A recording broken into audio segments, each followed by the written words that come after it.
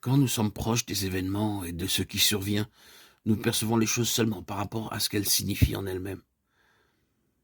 La mise en perspective et la relation entre les événements est obscurcie ou estompée. Nous voyons seulement ce que sont les choses. Dans les derniers temps, nous pouvons voir que les mouvements et les événements correspondent à un modèle divin. Mais après tout, en sommes-nous aussi capables que cela? Peut-être que l'incapacité à le discerner est l'explication de la confusion actuelle, et cela même quand le modèle nous est présenté. Ensuite, ils étaient aussi lents à saisir parce que la manière d'enseigner de Dieu se fait plus par l'expérience que par la théorie. Dieu faisait quelque chose et l'expliquait ensuite. C'est quelque chose qui devait nous aider beaucoup lors d'événements qui sont hors de notre portée. Le ciel sait ce qu'il signifie et ce qui n'est pas expliqué maintenant sera rendu clair a posteriori. Quelle était alors la grande transition? Ce fut le transfert de tout gouvernement et du siège du gouvernement de la terre au ciel, des mains de l'homme aux mains du Christ élevé. Désormais, toute référence était faite au Fils de Dieu exalté. Désormais, l'homme devenait un instrument, un véhicule, un bénéficiaire. L'homme n'était pas auteur, source, inventeur, planificateur, maître. Il devait tout recevoir du ciel et lui être absolument soumis.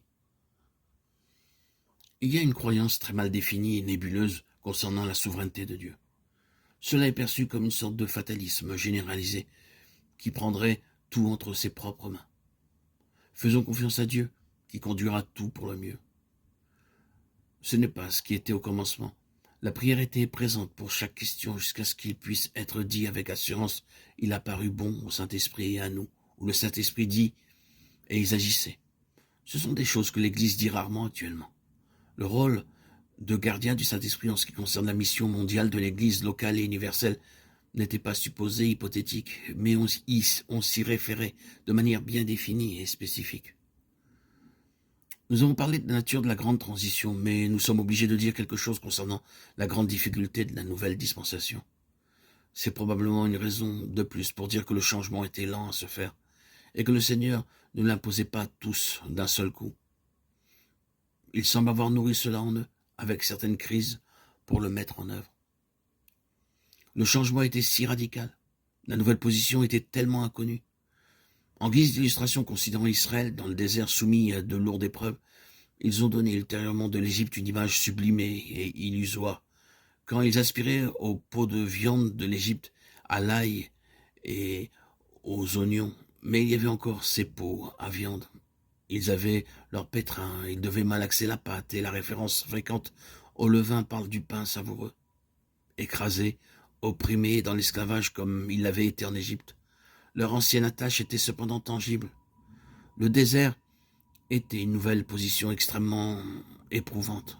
La vie reposait sur une base surnaturelle, dans tous les domaines temporels. Si cela fut vrai d'un Israël terrestre, combien plus cela serait vrai du céleste. Dans cette nouvelle dispensation, toutes nos bénédictions spirituelles sont dans les lieux célestes.